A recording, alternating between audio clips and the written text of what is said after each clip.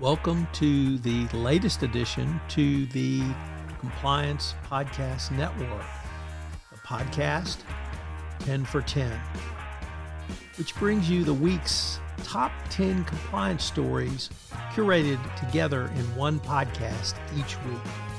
Tom Fox, the voice of compliance, brings you the compliance professional stories you need to be aware of at the end of your busy week.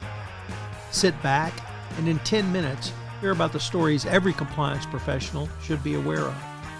Every Saturday, 10 for 10 highlights the most important news, insights, and analysis for the compliance professional, all curated by the voice of compliance, Tom Fox.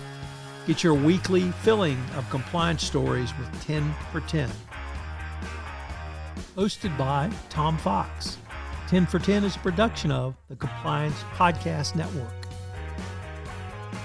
Stories for the week ending of July 15. We begin with three stories on the securing of an agreement between the EU and the United States on data sharing. The legal agreement ends uncertainty legal uncertainty for Meta, Google, and others, at least for now. This deal allows companies to continue to have data flowing between the U.S. and the EU. The sticking point, of course, was the U.S. Spy agency's ability to gain access to data over EU residents.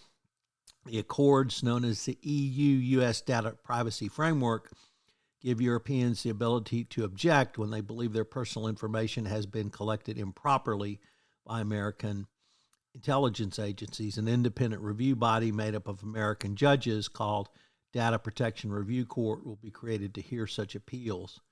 The European Commissioner who helped negotiate the deal, Didier Reynders, said he believed it was a robust solution, and the deal clearly sets out when intelligence agencies are able to retrieve personal information and how Europeans can appeal such collections.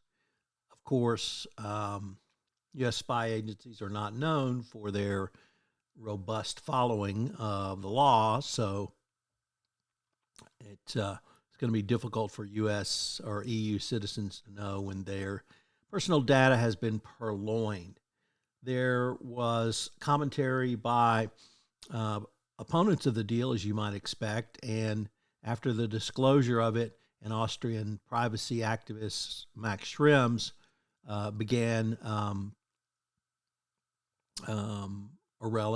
announced that he was going to sue, saying, quote, just announcing that something is new or robust or effective does not cut it before the European Court of Justice.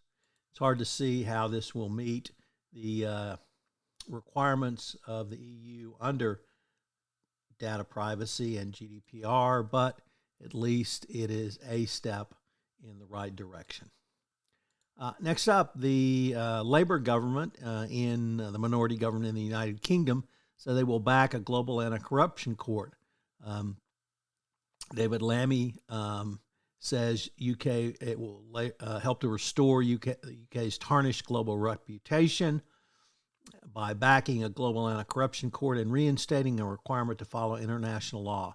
The measures will help restore UK's reputation for keeping its word, which were eviscerated under Boris Johnson, who's as big a liar, of course, as Donald Trump. So at some point, pressure is going to become on the United States, and good luck with that for the U.S. Next up, from Reuters, the SEC has charged window maker View and its ex-CFO over accounting fraud. This came around their alleged smart windows, which would tint more in the sun. And there was a large number of returns and failures, which caused the company to incur liabilities, and you grossly underestimated those, at least in the eyes of the SEC. So enforcement action directly against the CFO. Our next story is a very interesting story from the Financial Times about the metals tycoon Gupta, who was allegedly involved in a $590 million nickel fraud scheme. The businessman who leads Gupta, one Pratik Gupta, said it was actually the customer that proposed and devised the scheme.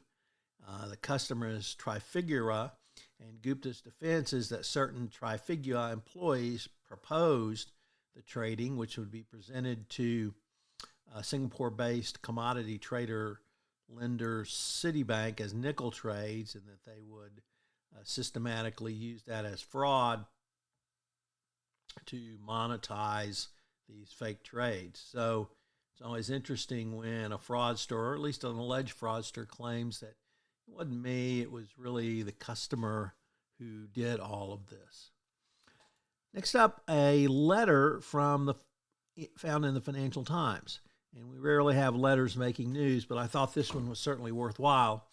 And it's from Professor Robert Barrington from the Center of Study of Corruption at the University of Sussex in the United Kingdom.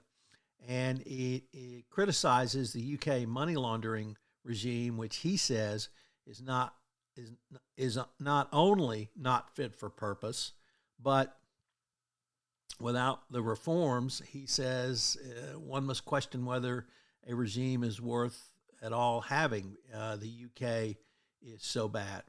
And the major criticism is that the global list of those involved in money laundering and politically exposed persons who are considered to be at greater risk does not contain or consider UK politicians. And apparently the UK exempts itself from such matters, particularly when it's its own laws.